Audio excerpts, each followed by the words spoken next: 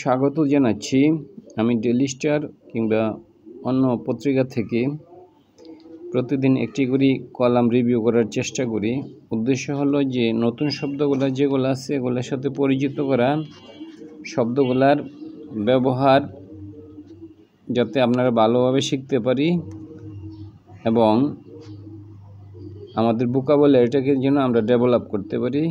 আমাদের ইংলিশের যে লেখার ক্ষমতা এবং যে কোনো পাবলিক এক্সামে যাতে ভালো করতে পারি এই জন্য আমি ভিডিওগুলো করে থাকি।